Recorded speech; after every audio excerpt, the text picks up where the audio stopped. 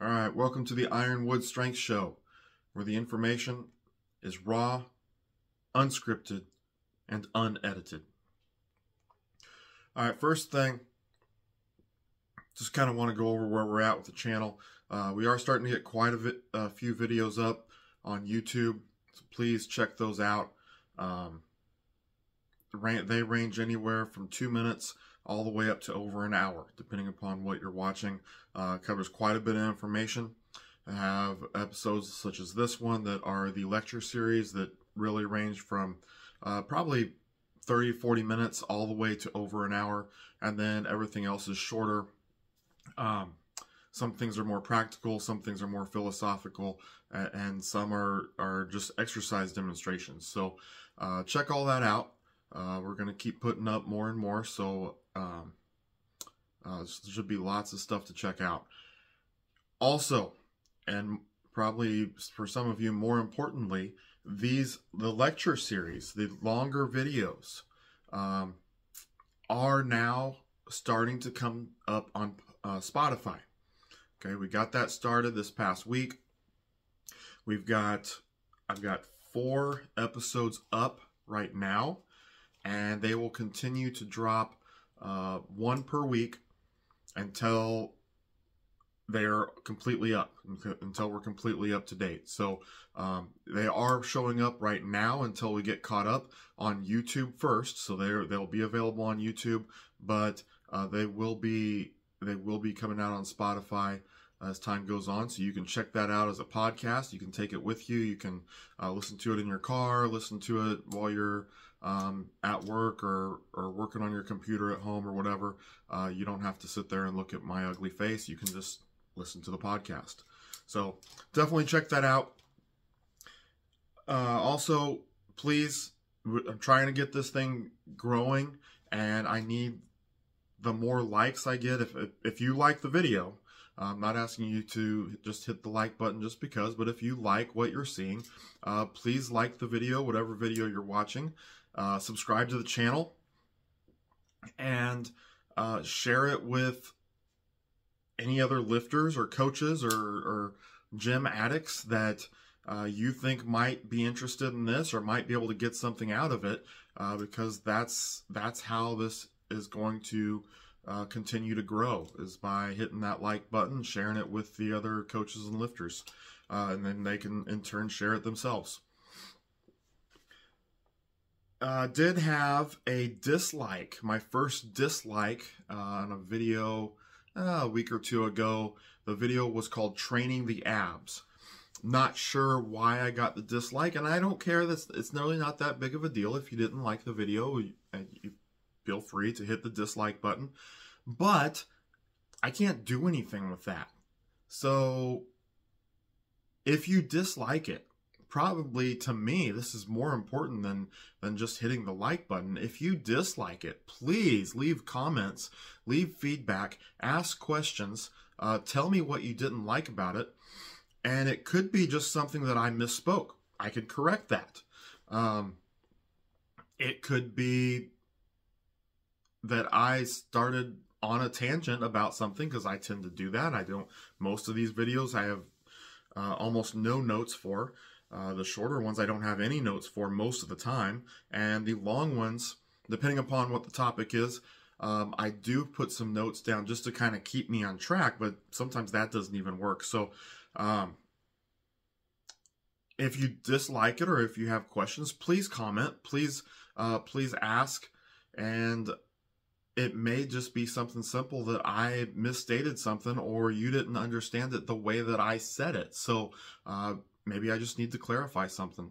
But don't just leave me hanging there with that dislike. Let me know what the problem is and see if I can correct something, or maybe we're just going to disagree, and that's fine too. All right, for today is episode 17. Going to talk about planning assistance work. And going to start off with, really assistance work. Some people, I have a way of doing it that works for me, and I'm still continuing to kind of learn that way. We tend to focus on as lifters or coaches, either one, we tend to focus on the main exercise, and we get that down, and we know exactly how we want to do it, or exactly what modifications we need to make depending upon the scenario that we're facing, or the issue that we're facing. But sometimes we ignore the assistance work, and there's different mindsets when it comes to this. Some, especially novices or beginners, or in their first, I would say, up to 5 years, tend to overdo the assistance work. And then there's the opposite. There's another group that doesn't want to do any assistance work. You know, they're going to do their main movement, maybe a supplemental movement after that, maybe one assistance exercise, or maybe a couple, but they just kind of rush through them, go through the motions, and then get out the door. And then there are some that break things down and try to figure out the best way to plan it. So I'm going to give we're going to kind of go over what assistance work is. That tends to be a point of confusion, and you know, why it's important, and maybe how to plan your assistance work so you can get the most out of it, and it can actually be beneficial in helping you achieve your goals. So the first thing is we need to define what assistance work is. And if you've been around a while, you may be thinking, why do we need to define assistance work? But I couldn't tell you how many times I've seen, talk to people, heard people talking, that they really just don't understand the concept of what assistance work is. It's a very simple concept.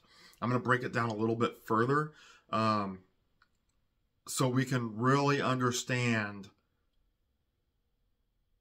what assistance work is and how it breaks down into different types of assistance work. So assistance work is anything that you use to improve the main target, or your main objective, or your main target, or the classical exercises. It's anything that you use to improve that, except for that main target itself. Okay, so if we're talking about a squat, everything except the squat, in the manner that you're trying to improve, is the assistance work. So if you are a power lifter and you're trying to improve your competition squat, and your competition squat is a wide stance with a double ply suit, that is your main target. So therefore, if you're in training and you take off the suit, now that squat, essentially, although this could probably be debated, but essentially that squat is now assistance work, because it is being used to improve your main target, which is the squat, or the classical exercise, if you will, which is the squat with gear on, with the wide stance and with gear. If you bring your stance in, it now becomes assistance work, or a variation of that main exercise, and anything below that. So your RDLs, your lunges, your hamstring work, your low back work, that is all falls into assistance work. Your assistance work, there's a phrase out there that gets mentioned every once in a while, and it's that 20% of the work you do gives you 80% of the results. Okay? Well, assistance work is 80% of the work you do, which gives you 20% of the results. The key thing here is that it's without the assistance work. If you only do the 20% work that gives you the most results, right? If you only do that, you're going to be limited into how far you can go. And you could create deficiencies. Okay, because if you're a heavily pec oriented bencher, I mean, you do most of the work with your pecs.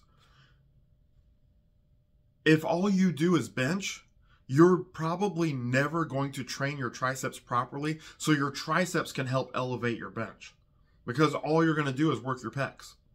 You know, you're never going to develop the supporting musculature. When you develop that supporting musculature, you're going to have further gains. Okay, so the assistance work is what allows you to continue to make progress for long periods of time. It also corrects those deficiencies. It also corrects imbalances that may come up through only doing the primary exercise. So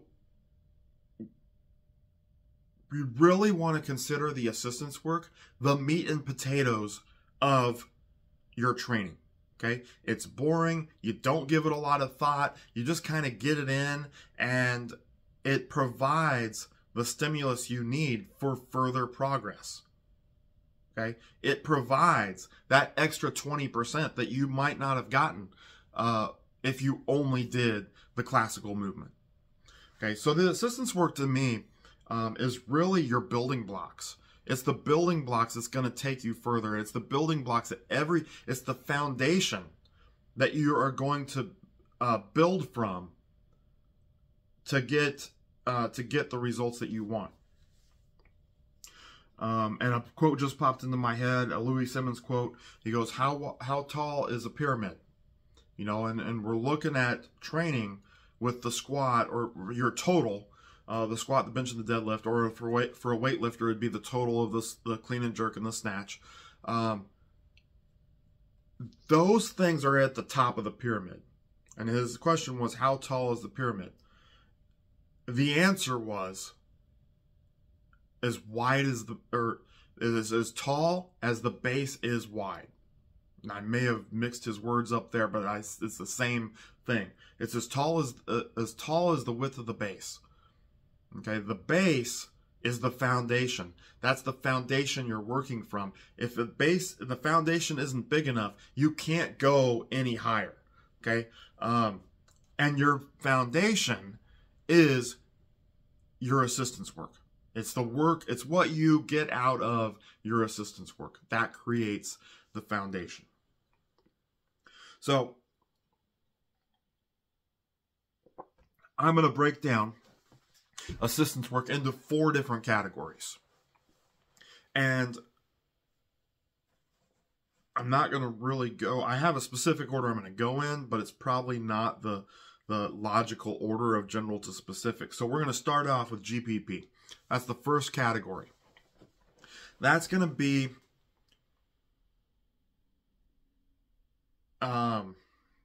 if you watch, I had 3 episodes out, I believe, lecture series episodes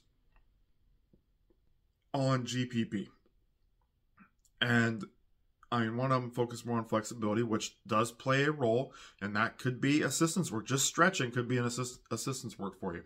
Your cardiac development would be assistance work because it's going to facilitate better recovery from your training. But GPP performs a very important function. So it promotes the health and recovery of your muscles, the health and recovery of your, or the health of your joints. An example would be for the bench press, you know, GPP work, you know, it could be band pushdowns in a separate workout. Band pushdowns, sets of 100, you know, to get a lot of blood flow into the triceps and into the elbow. It could be upper body sled dragging. It could be rotator cuff work for shoulder health.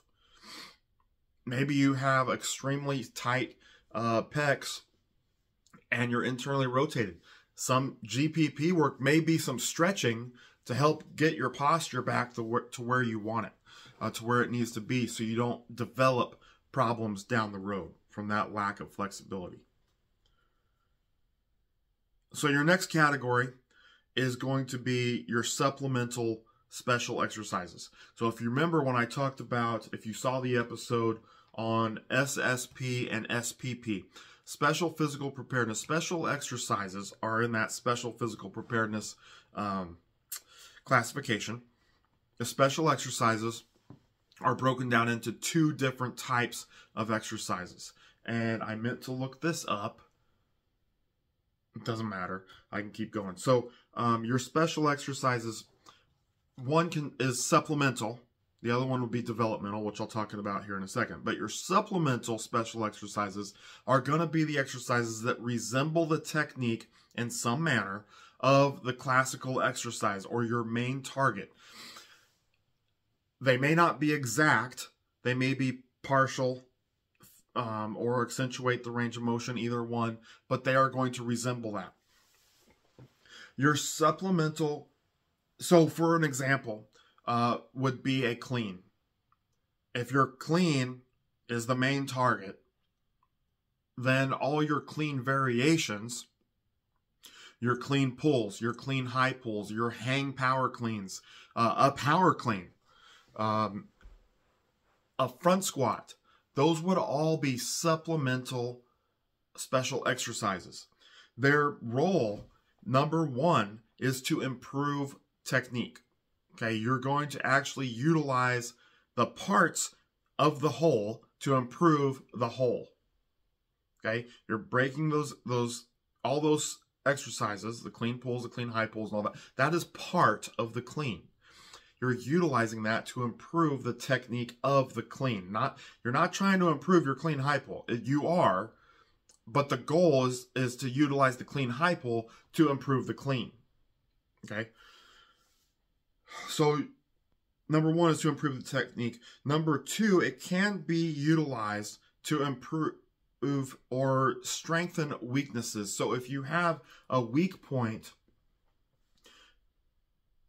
in your pull or in any part of the clean, you can come up with exercises or find exercises that will directly target that weak point. Okay, so in that sense, they would be, if you're weak coming out of the squat after you receive the clean, I'll just give you two reasons, and someone that's been in weightlifting for a long time might be able to give you more. But number one, maybe you don't have the stopping power to stop that weight when you receive the weight after your pull. Okay, when you rotate under, you don't have enough stopping power to stop the weight, or reversal power, or reversal strength, where you can stop and reverse directions and come back up. Okay. The second ability is maybe your absolute, and these kind of feed off one another, but maybe your absolute strength is just too weak in that position, so you need to develop your front squat. You need to spend time getting your front squat numbers up. Therefore, when you receive your clean, you have plenty of strength to stand up with it.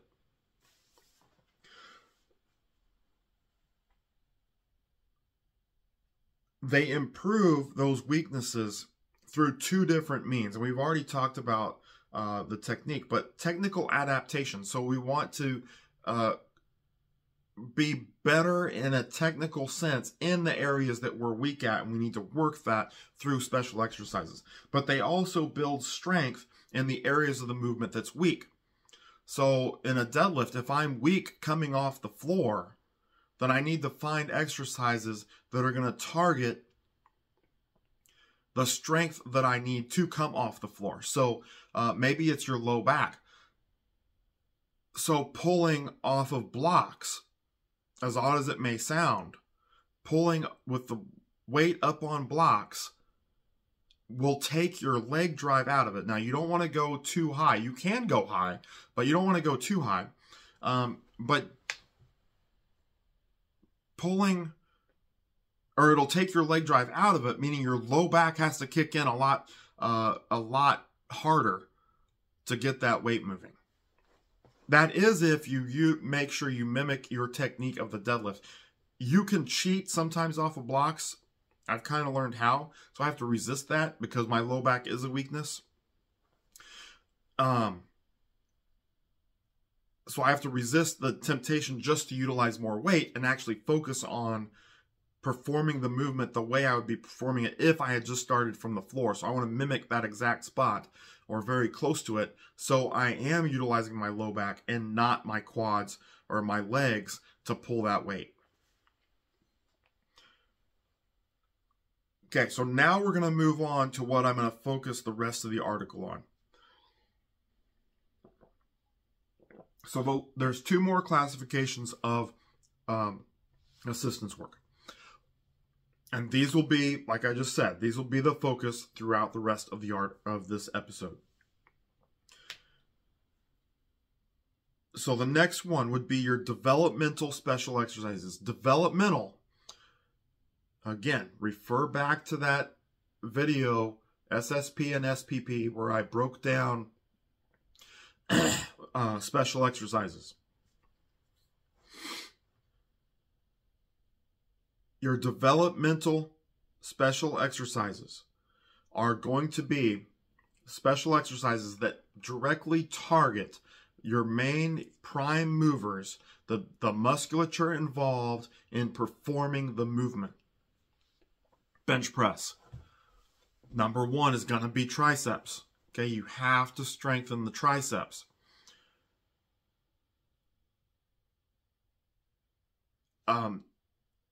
After that, then you would break down what are your other weaknesses, where are you missing, and find that musculature. So maybe you have trouble staying in position, especially for a shirted bench. You may need to do more lat work in the form of rows.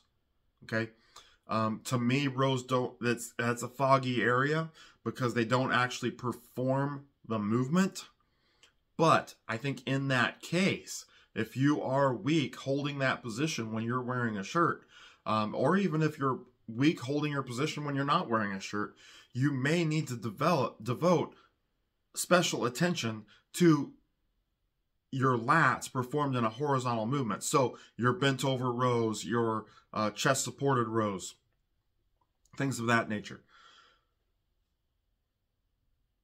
The developmental special exercises build strength in the musculature involved in the main movement. Essentially, they target the weaknesses.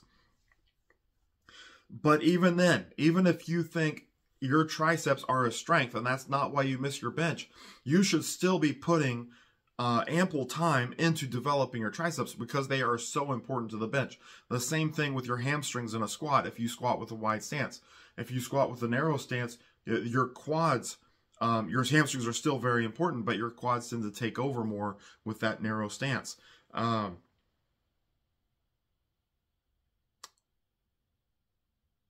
for a squat, the glute ham raise to develop those hamstrings would be a developmental special exercise. Dumbbell rolling tries or dips would be that developmental special exercise for the bench press, because they're going to really target the triceps in a manner that's going to build them for a better bench. The role of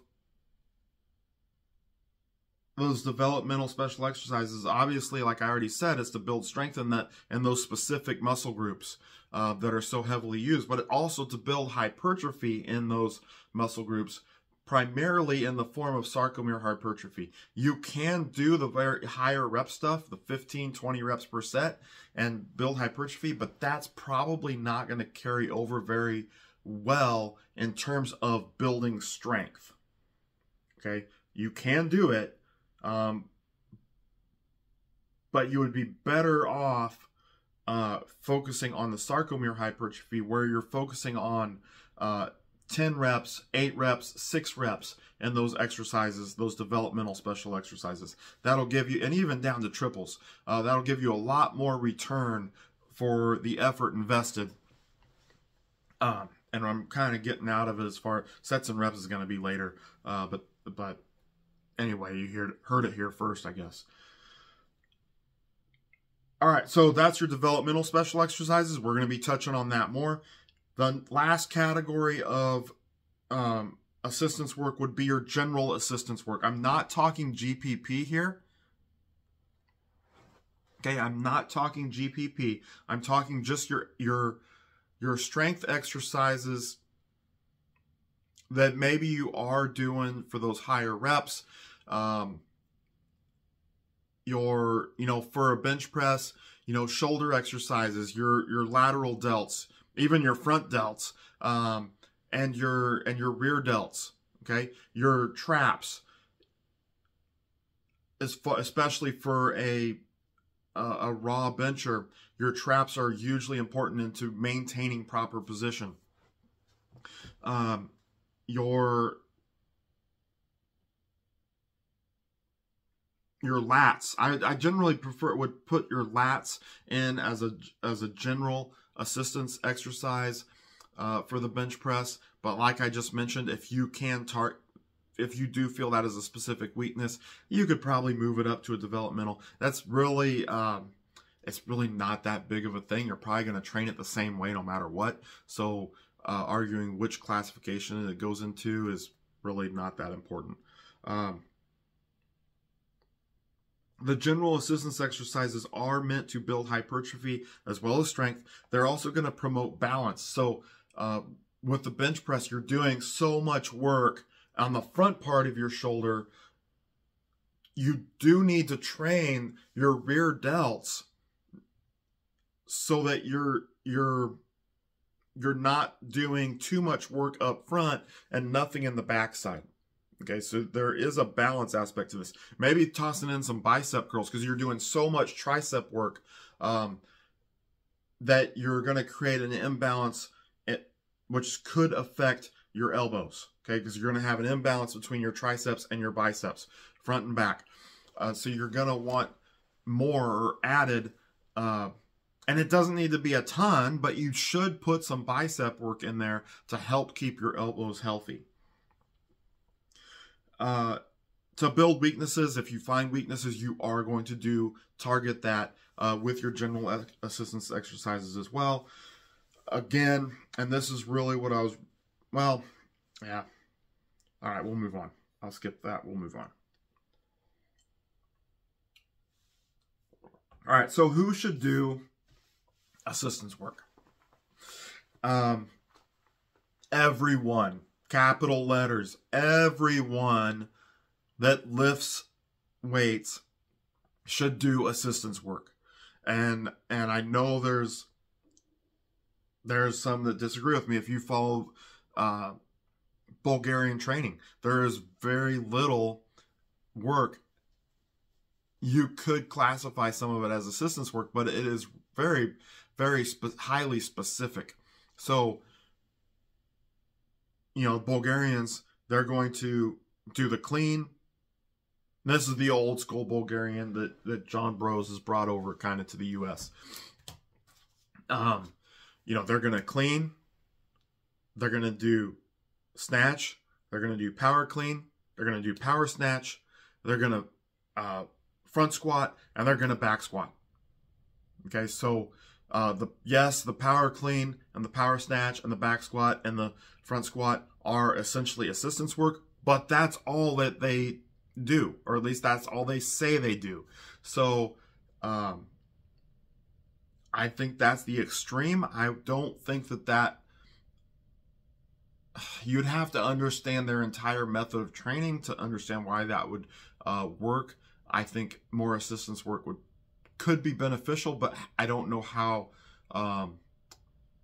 the way that if you mimic what they do, it would be very difficult to fit a lot of assistance work in. So, but no, I think everyone should, from the average gym goer to the power lifter, to the weightlifter, to the strongman, they all need to have assistance work in their plan in some way, shape, or form. It needs to be in there to help with all those things I just talked about as far as why different types of assistance exercises are important. Okay, if you don't do assistance work, you're going to have gaps in your training, and the only way to fill that in is by doing the assistance exercises. All right, when should you do it? This is, you need to know what you're doing, okay? So within the workout, now I'm going to say this now, I'm going to say it again in a little bit, but you're always going to prioritize exercises that improve the main target.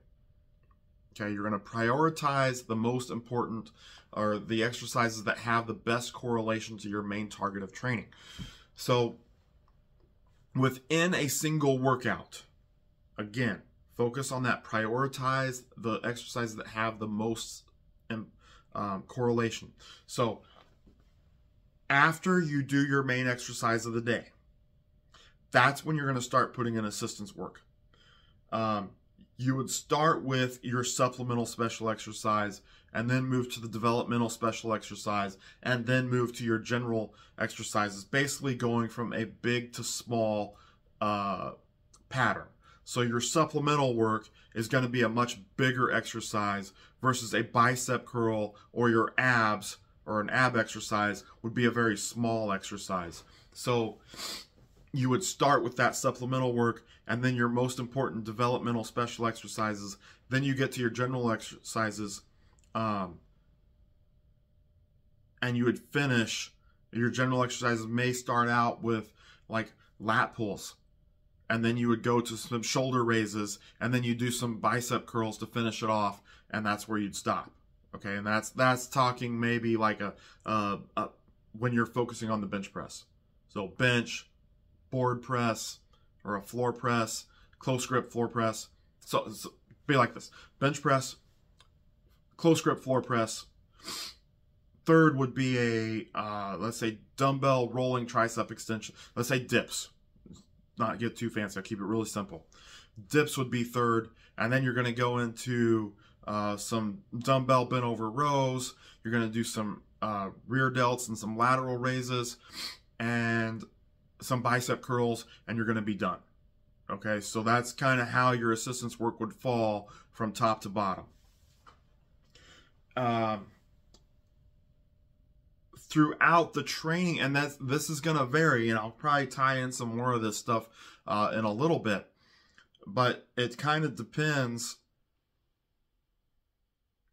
That would be your general pattern, but it also depends on the type of programming that you do. Okay, and like I said, I'll get more into that as we go, but that's just what the pattern I gave you, working from big to small, main exercise, supplemental, developmental, general. That's just kind of a blank template, like a stereotypical pattern of following it, or a stereotypical order. It doesn't necessarily have to be that way. There are other options on how you put things in. Maybe you pair some smaller things up with some bigger things so you're not wasting time. Maybe you do some rotator cuff work in between sets of squat, so that while you're resting in your squat, you're not just standing around, you're continuing to work, which will also help build work capacity. But in that manner, now you're doing a small exercise very high in the workout, but it's probably not going to have a negative effect on the rest of the work that you do. So that's another thing to keep in mind. You don't want to do your smaller things early on if they are going to fatigue you on the exercises as you go throughout the workout. Another area where that pattern doesn't hold true is maybe you have a problem getting in your abs because they're boring and you always run out of time, which is exactly what happened to me. So I had another lifter suggest that, why don't you do your abs before you squat or before you deadlift? That way they're already done, and you get to the end of the workout and you're dead tired. If you still have to do abs, it's kind of, and a lifter's mind. Lifters don't always like to do abs. I don't always like to do abs. In fact, most of the time I don't like to do it. I do them. I make sure I get them in. But when you're dead tired because you just had a brutal workout, you get to the end of that workout, you're thinking, I want to get out of here. I'm done. I'm shot. If you did your abs first, they're already done and out of the way, and you don't have to worry about not doing them or choosing not to do them later on. The other thing it does is it makes it a priority. So if that's a significant weakness for you, getting that in may be more important than how much it affects you when you go to squat. It may be more important just to get it in, make sure you're getting it done, so you can get rid of that weakness, or you can eliminate that weakness. Okay, so that's, I'm kind of starting to get off topic and give kind of the oddball things, which are certainly options, but I need to kind of stay a little bit more on track. So that covered how you're going to, where you're going to put, or when you're going to put your assistance exercises in the workout. So what about throughout the entire training plan? And so we're looking now at a period of time, maybe 12 weeks, maybe 15 weeks, 20 weeks, however, whatever period of time we have to work with. In a competitor's sense, that's the time probably that you allow to train for a competition. I generally like longer periods of training. I've heard that the bare minimum to get ready for a powerlifting meet is going to be 6 weeks. To me, that is extremely fast. If you're keeping yourself in good shape and strong all the time, it's doable, but that would be extremely fast. But whatever that time frame is going to be, you know, whenever you pick your meet and say, I'm doing a meet on this date, that's where I'm going to start training for it on this date. That gives me 4 months or 5 months to prepare for that meet. Okay, so that's what we're going to look at now. How, where, or when do you do your assistance exercises throughout that plan?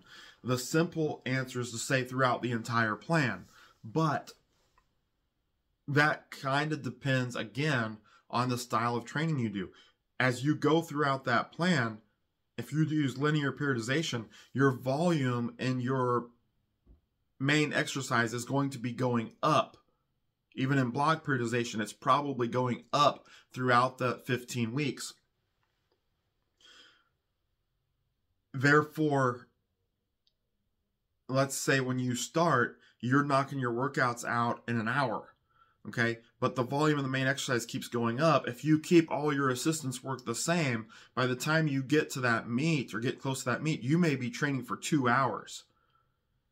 Because the volume of the main exercise keeps going up and up and up. You've got to either cut back on your assistance work, or that's really the best thing to do, because you have to compensate for that, the increased volume in your main exercise and in your supplemental work.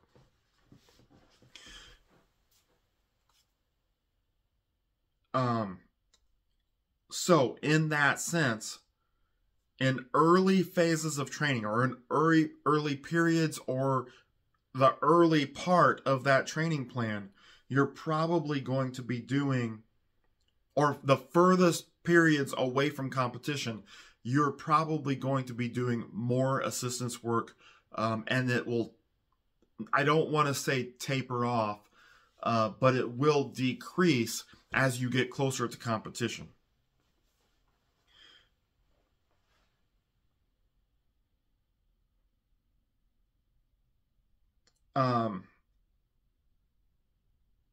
The early periods of training, and this should hold true almost all the time, are going to focus on more generalized work.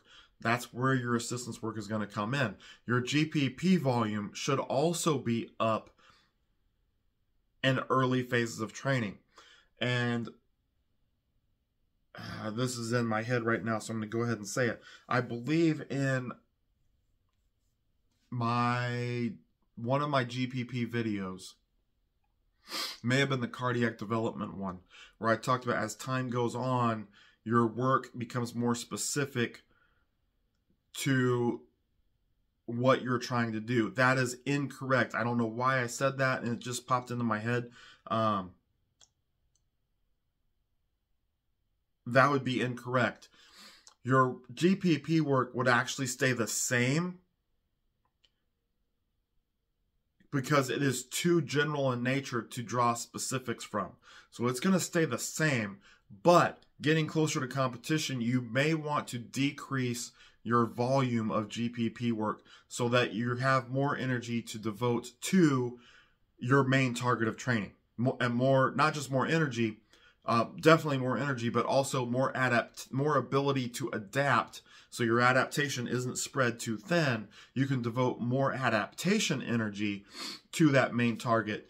Therefore, your return from the main or for the main target would be greater.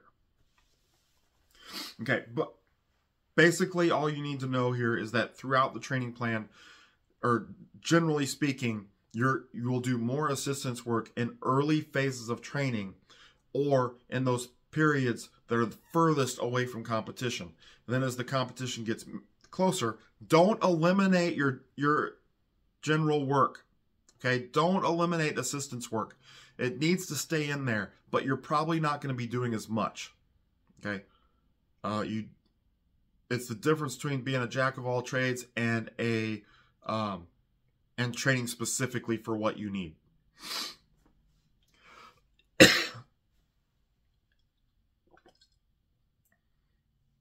All right. So how do you do it? How do you plan it? First, what exercises are you going to pick?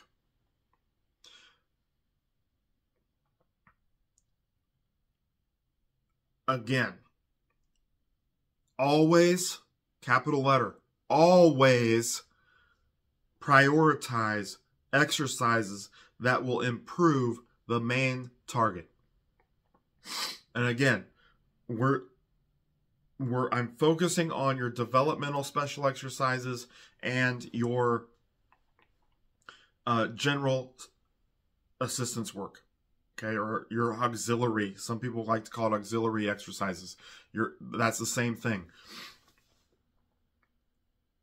So that's what I'm talking about. So I'm going to give examples here.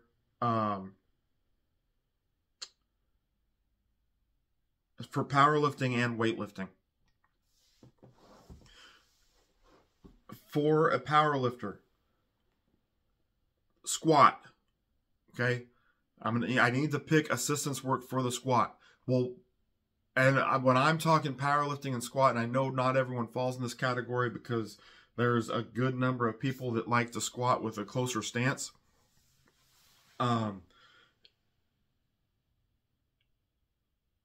And some let their knees go forward more than others. I am talking more along the lines of what Dave Tate used to preach, or what Louis Simmons used to preach, as far as having a wide stance. Now, Westside got extremely wide, which I think is, for most lifters, that is probably too much. I'm not going to get into that conversation here, but I am talking more about the wider stance and sitting your hips back with vertical shins. Okay, vertical, straight up and down shins, really pushing your hips back, pushing your knees out to the side.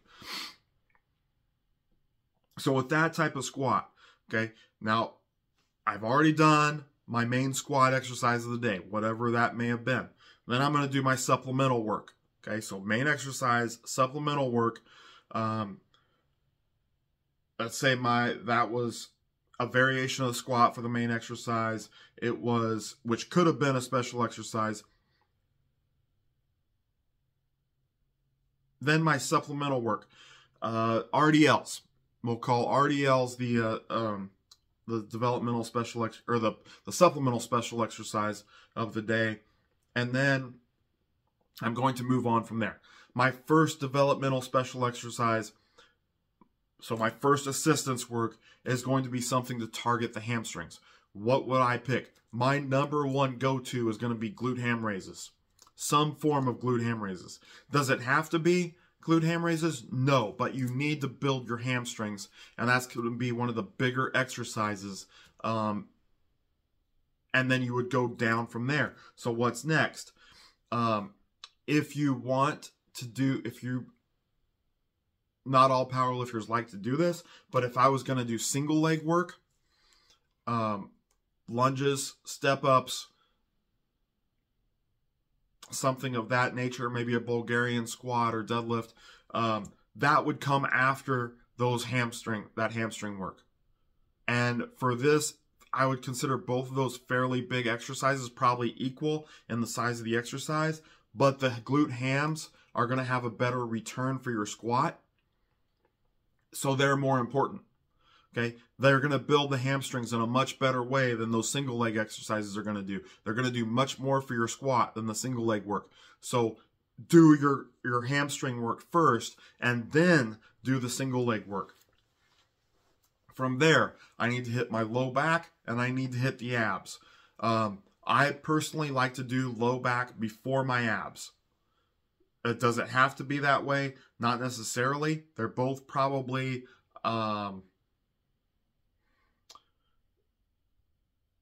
they're far enough away from the main exercise in similarity.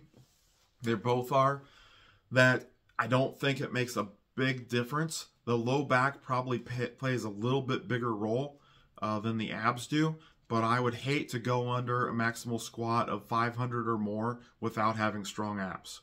Okay, so you're going 500, 600, 700, 800 plus. You got guys squatting 1200 plus now. That takes a lot of ab strength. Where would you put it before or after the low back? I don't think it makes that big of a difference. But you do need to hit your low back and your abs. And that would probably conclude the workout. And then you would come back in and repeat the next time you came in there. For the bench press, again, you're going to start with your main bench movement. Maybe bench press, maybe it's a board press, whatever. Maybe bench with bands, chains. Okay, then you're going to move on to your supplemental work. That's probably going to be some form of close grip bench, close grip incline. Maybe it is, could be an overhead press. It's probably not the best option, but an overhead press would fit into that supplemental work. A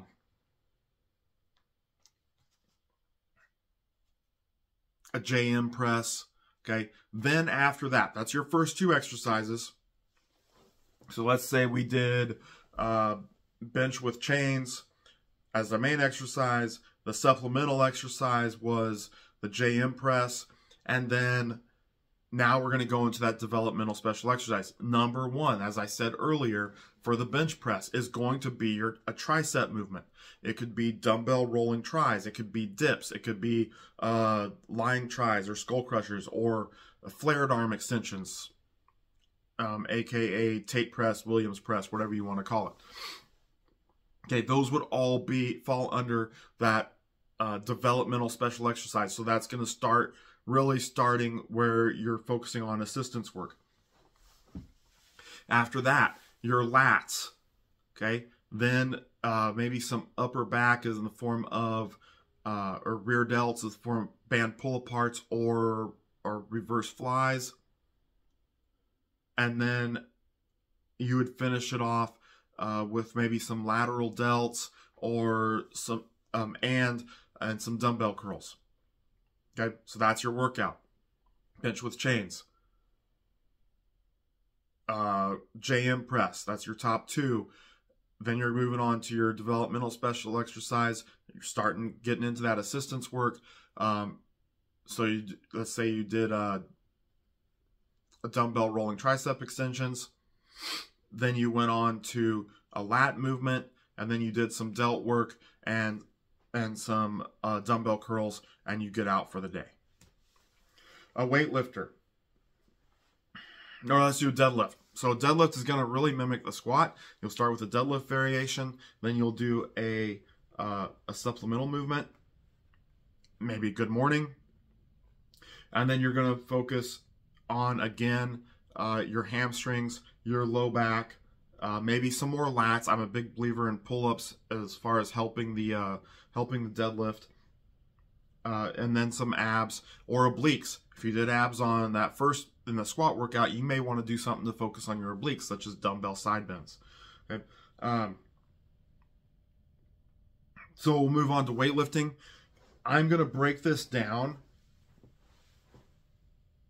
and I'm not going to run through a workout here. I'm just going to talk about some exercises. I'm going to break it down into 3 different things. All right, so you have your clean, you have your jerk, and you have your snatch. Okay, and I know that the clean and jerk is what you do in competition, but in my mind, you can break that up when you train it, at least as far as talking about your assistance work and what exercises you're going to pick for those. So for your clean, your assistance work it's going to be similar to deadlift. Similar, not exact, but you're going to hamstrings. Okay, you need to glute ham raises. Your RDLs may fall into that category for hamstrings. I would have it a little higher up for if you're a power lifter, but for a weightlifter, I'd probably move it down a little bit. But your RDLs, okay? Then abs and obliques, okay? You need both that. Obliques definitely coming off the floor. Definitely have to have ab strength throughout the movement, especially when you receive the weight in the bottom of that clean position. Your low back, you need to do extra work for your low back. The low back is a breaking point. You need to keep it very strong. So your reverse hypers, your back extensions, things of that nature. Along with that, for a weightlifter, I would do more trap work. And maybe I'm wrong on this, but the traps are so important to weightlifters in finishing your pull. Okay, and finishing that second pull, the traps are extremely important. And where I could be wrong is the fact that you utilize them so much, it may not be a great idea to continue or to do more. But because you utilize them so much, and the traps, I just feel like you could get more out of doing some more shrugs, some face pulls, even some lighter trap work for higher reps. Face pulls, okay? There's exercises you can do laying on a bench where it's kind of like a front raise where you're laying on an incline bench and you're trying to raise your arms all the way up so that your body and your arms form a straight line. I call it incline front raise to overhead. But that's definitely a good exercise for your traps. But I do feel, even if you don't do it heavy in the form of shrugs or power shrugs, having even that lighter trap work, I think is going to be good for a weightlifter and helping improve their clean.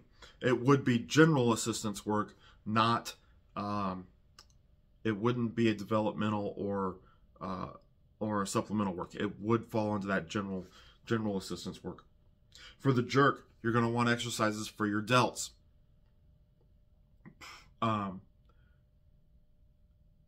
Not just in the form of pressing a weight. Okay, I don't know that the military press has a ton of correlation to the jerk unless you use the military press to improve your push press, and then you use your push press to improve your jerk. But I probably wouldn't, that would be more of a developmental special exercise in weightlifting as far as a military press or a standing or a seated overhead press. But also don't forget lateral raises and rear delt exercises, reverse flies. That's going to go a long ways in promoting shoulder health by strengthening the entire shoulder because of how much stress those jerks place on your front delts, okay, and the front of your shoulder. You need to have the entire shoulder strong to ensure good shoulder health. And the snatch is really going to kind of mimic the clean, with the exception of having good, strong delts. Again, I think having some just bodybuilding type delt work, lateral raises, rear delt work, band pull aparts, to help keep those shoulders healthy and completely strong for receiving that snatch and stabilizing as you stand up in that snatch. All right, so how much should you do? How many exercises should you do in a workout?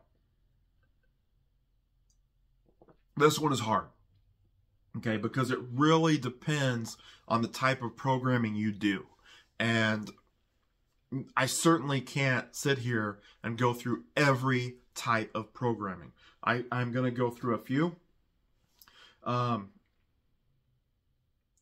But it depends very heavily on the type of programming you're doing and the sport that you're doing. So,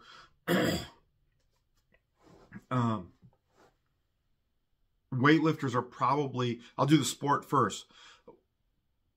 Powerlifters are probably going to have, not counting any special exercises that they utilize for the main exercise or for the supplemental exercise. But from the developmental on, they're probably going to have 3 to 4 exercises, okay, generally speaking. And again, these are general terms. They are not specific, because you have to know the type of programming in order to give an actual answer, and the stage of the qualification of lifter. So, and the age of the lifter, training age. Weightlifters probably won't do as much because they're going to be more centered or specific focused or specificity focused, and that they're probably going to have, you know, they may, for a clean workout, they may do a clean, then they may do a clean high pull or a clean pull, and then they're going to squat, and then they're going to go on to their assistance work. So they really have 3 of those main core exercises before they get to their assistance work. So, and those will take some time to go through, or to get through all 3 of them. So then they may only have maybe 2 to 3, maybe 4 at most assistance exercises. Okay, beyond that is going to start really taking their workout into too long of a period of time. Strongmen is different because they're going to depending upon how they structure their event training. If they do their event training every day and then follow that with their weight room work, they're probably not going to do a ton of assistance work. But if they have a special day devoted to event training and then they have a separate day for weight room work, you would still classify that top exercise, their squat or their deadlift or whatever they do, as a main exercise. And then they could probably fill in more total assistance work. And the nature of their sport probably has much greater demands for a greater variety of assistance work. So I could see them doing more than a powerlifter, and definitely more than a weightlifter, if they have a special or a separate day for their weight room work. Types of programming, you have I'm going to talk briefly about West Side, block, periodization, and Shiko or however you say that. West Side, generally 3 to 4 exercises, just like I mentioned before. You know, they're going to hit their main movement, they're going to hit a supplemental movement, and their supplemental movement, or their second exercise, I'll call it, may not be as highly correlated as what I have, because a lot of the times when they talk about it, they talk about doing a developmental special exercise as their second movement. So they may do a special exercise for the bench first, and then they'll move on to dumbbell lying tries, and then they'll do their assistance work. Okay, so in that nature, 3 to 4 exercises after that is all they're going to do. Block periodization depends heavily on the block you're in. Accumulation, the way I structure it, I may do 5 to 6 assistance exercises. Okay? That's a lot. But when I get into transmutation, I'm probably only doing about 4. And when I get into intensification, I don't term it transformation or realization for specific reasons. But when I get into that intensification block or that third block, I may only, when I was competing, I may only do 2 exercises. But generally speaking, 3. And for a raw lifter, I would probably try to have 3 in there. For an equipped lifter, maybe not. Then Shiko, or Shiko. I'm not sure how you say that. I think I've heard it both ways. They're so heavily oriented towards the main exercise. So if squat is their main exercise, or bench press, they're going to do so much work on that, they don't have the time or the energy left to continue and do a lot of assistance work. So it's going to be pretty minimal. I can't even tell you what they do or what they recommend, or what he recommends. But I would say probably no more than like 2 exercises. And that's just a guess. Could be completely off base there. I probably shouldn't even put a number on it. But I do know their volume of that main exercise is so heavy. Assistance work, general assistance work really is not a very high volume. Okay. Duration. So how long are you going to do an assistance exercise? Generally speaking, I'd say 3 to 6 weeks. Okay. Now, if you're a beginner or a novice, you may be doing it for longer. You may be doing the same exercises for 10, 12, 15 weeks before you change. Now, that could get incredibly boring. But there isn't as much of a need, speaking from a physiological standpoint, or an accommodation standpoint, from an accommodation standpoint or an adaptation standpoint. Doing those exercises for a longer period of time will yield greater adaptation and not have the negative effects of accommodation, meaning you're not going to stop responding to them for quite some time. So doing the same exercises for 8, 10, 12, 15 weeks would be completely acceptable. The downside would be from a mental aspect. Those lifters may get bored of doing the same thing over and over. So if you're a coach working with a beginner, you would need to keep that in mind. You know, what is their personality? Do they like to have a lot of variety, or do they like to come in and have a set routine? And lifters are different, and I would try to work with the mentality of that lifter that you are working with, or now if you're working with a team of athletes, that's a whole different story. But this episode is talking more about what you do with lifters. So for someone that's more advanced, that time is going to be cut down. Okay. An intermediate level lifter or an advanced level lifter, that's where you're going to see that 3 to 6 rep week range before you change. I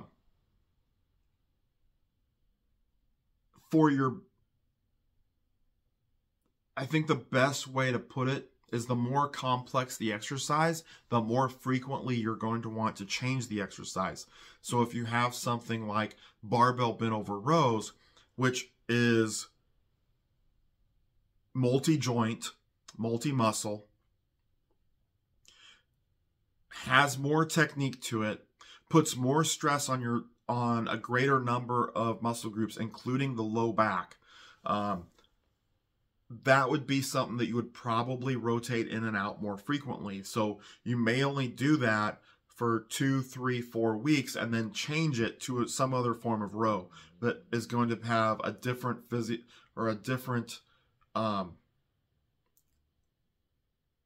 set of demands, maybe less stressful, okay, such as a chest supported row or a T-bar row. And then maybe come back to that barbell bent over row in 3 or 4 weeks versus something like your shoulder work, like rear delts, like reverse flies or band pull aparts. You could leave those in for much longer, 5, 6 weeks, before you would need to change it. Maybe even longer than that. A band pull apart, band face pulls, you could do for long periods of time. Your ab work could really remain the same for fairly long periods of time, 5, 6 weeks, maybe longer. But again, the more complex, the more you need to change it. Okay.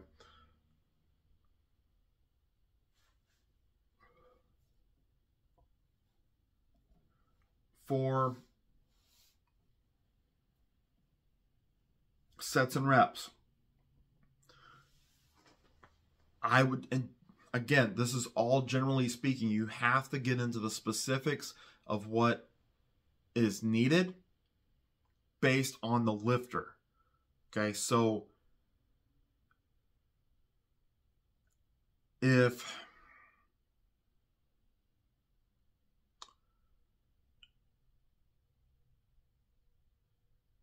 okay, I'll come back to that. So generally speaking, 6 to 20 reps per set for your assistance work, and it depends on what you're doing. So something like barbell rows, you're probably not going to be doing 20 reps per set, but you might get up to, or in weight, you might get up to heavy sets of 5.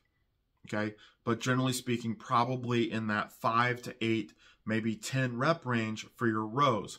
Something such as shrugs, a barbell shrug, you may never go below 10. Most of your work probably 10, 15, 20 reps per set. It's a much smaller movement, and the time under tension for a shrug is a fraction of that of a row. So therefore, you would actually want to do more reps to get the same stimulus, because the time involved, the time under tension, is going to be much smaller per rep. If it's an exercise that you're doing for strength, to build strength in that muscle group that you're trying to train, your reps will tend to go lower. 5, 6, 8 reps per set, maybe 10s. If it's a muscle group you're trying to build primarily hypertrophy-wise, then your reps would be higher. 10, 15, 12, 15, 20 reps per set.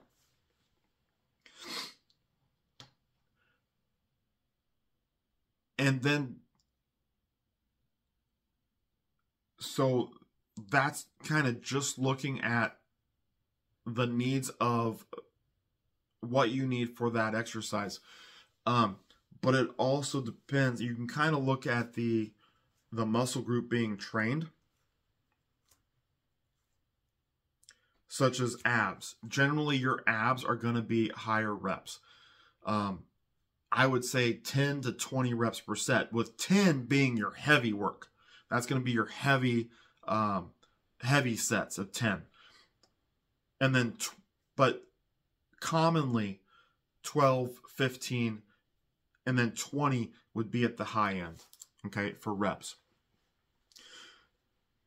Something such as your hamstrings and your low back would probably fall right along with that, okay? Definitely 10s. You might get into some 8s, but I would say most of the time you're going to be between 10 and 15. 10 to 15 reps per set, maybe going up to 20. Your hamstrings, on the other hand, you would want to train heavier. the reason why is they're more of a prime mover that's going to really be doing the work to move the weight. So you're going to want to build a lot more strength in the hamstrings. So doing sets of 8, 6, maybe 5 reps per set would be completely justifiable to build the maximal strength in the hamstrings that you want. The same thing with the triceps. Okay, getting down to heavy sets of 6, heavy sets of 5 at the high end. And I'm not saying you should never do sets of 20 or 15, but really to build the strength that you're going to want to bench with, you're going to focus probably 12 would probably be the high end, but most of the time probably 5 to 10 reps per set. Okay.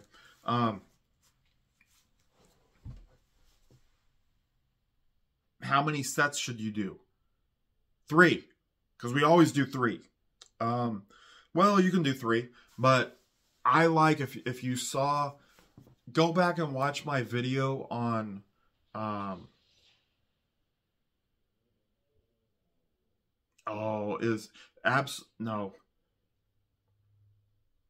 loading is something, loading for hypertrophy or something along that nature.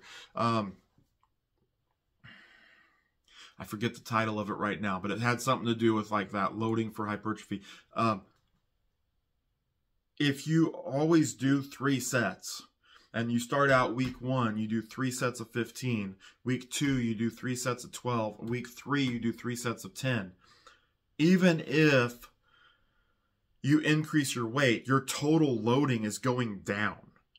Okay, so if it's an exercise that you're really wanting to improve, don't be afraid, such as the triceps for the bench press, or hamstrings for the squat, or your lats for general strength work for squat, bench, deadlift, clean, whatever it may be. Don't be afraid to start increasing the sets as the reps come down. So you may get up to doing 5 or 6 sets over the course of 3, 4, or 5 weeks. Okay. But that's going to give you a lot more work, and you will get more out of that.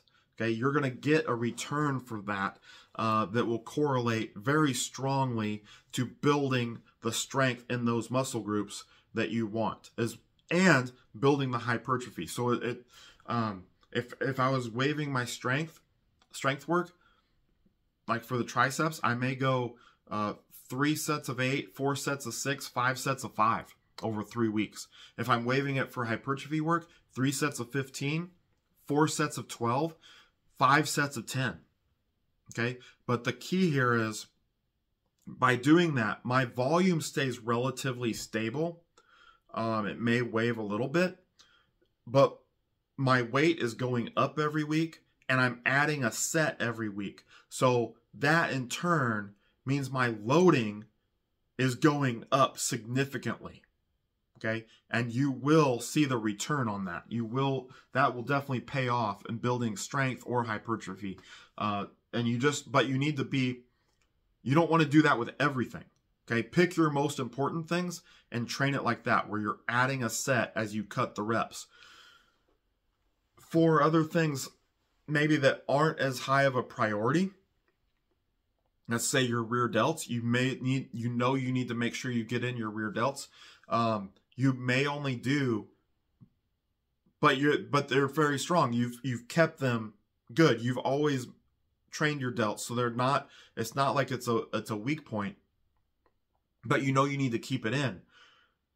Early phases of training, you may try to get in 3 sets. Maybe you are increasing your sets in early phases of training, but later phases of training, you may just do 2 sets on that because it's not as important. Okay, still important, but not as important as that tricep work or the lat work. So you're going to focus more of your effort on those, doing more sets, while your sets stay fairly low on that rear delt work. And I'm just using that as an example. You can really toss any of the smaller general assistance work in that. You definitely don't want to keep everything at a minimum, but you can't increase everything. Okay, so you need to pick what's more important, increase that. What's less important, maybe just do 2 sets. Maybe just do your 3 sets, depending upon how important it is to you at that time. All right, and I had one other thing I was going to go over here, and I am going to touch on it, but I'm not going to go super in depth. I probably need to do a separate episode just on this, but that's eccentrics and isometrics. Okay, so this will change everything I just said about sets and reps, and probably your duration of how long you're going to do these exercises. But definitely eccentrics and isometrics can definitely add something to your training for assistance work. Submax eccentrics, not super maximal, okay? Not more weight than you could handle, but submax, below your maximum eccentrics. The 5-second lowering. So in a lateral raise, I like this example. In a lateral raise, you raise the weight and then you lower it for 5 seconds. Okay, 5 seconds all the way down, and then raise it again explosively, and then 5 seconds all the way down to the bottom at 5. Okay, and that was about 5 seconds right there that I just did that in. That can go a long way for one, building hypertrophy and muscle groups that you need more hypertrophy in. It can go also a long way in teaching you how to utilize those muscle groups more efficiently. Okay, I don't know the best way to word that other than how I just said it, but I think it can be very effective. Eccentrics, isometrics, yielding isometrics. So you're going to do an isometric. Yielding isometric is where you're holding the weight and it is essentially pulling you down. The other type of isometric would be an overcoming isometric, where you're pushing into an immovable object. And a good example of that would be manual resistance on a lateral raise, where you're trying to push your shoulders up or push your arms up as someone is pushing them down. Okay, so you're essentially not able to move because they're matching your resistance, or their resistance is matching your effort, and you're pushing into them. That would be overcoming. Yielding isometrics would be there's nothing pushing you down other than the weight of maybe the dumbbells that you're holding. That is it. So you could actually continue to raise them, but you're just going to hold them for 3 to 6 seconds. Okay, you don't need to hold them for a minute. That's probably a waste of time. 6 seconds is pretty good. 3 seconds is all right, but it's a little on the short side. Okay, for abs, you can go a little bit longer, maybe 20, 30 seconds. I don't see the point in holding a plank for 2 minutes. I don't see how that helps. But you could go longer than that 6 seconds for your for like a front bridge or a front plank or a side bridge. That, just like the submax eccentrics, is great for teaching those muscle groups or your mind-muscle connection on how to really utilize the muscle groups involved in those exercises.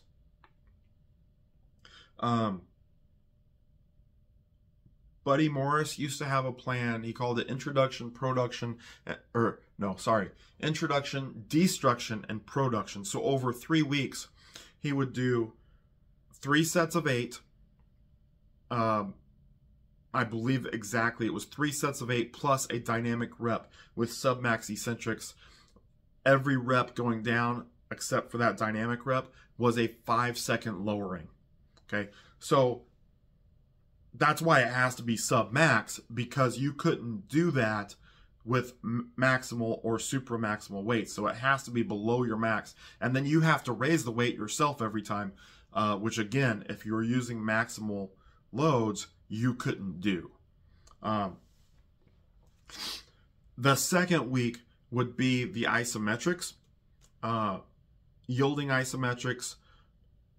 It would be 3 sets of 6 plus a dynamic rep, with every hold would decrease by 1 second. So again, going back to that lateral raise, I raise the weights, I hold for 6 seconds. I come down, I immediately come back up as explosive as possible. I hold for 5 seconds. Down, up, 4 seconds, then 3 seconds, 2 seconds, 1 second, and then I just do a regular speed dynamic rep to finish it off. That was week 2. Week 3, I go back to 3 sets of 8, and this is how I remember him writing it. Goes back to 3 sets of 8, but just regular reps. And that's where, after you do that, in that 3rd week, you'll be doing much more weight. In